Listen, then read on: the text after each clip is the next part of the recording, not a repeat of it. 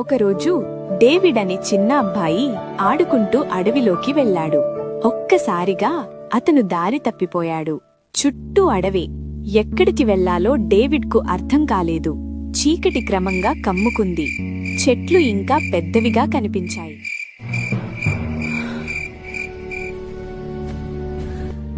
భయం డేవిడ్ హృదయాన్ని పట్టుకుంది.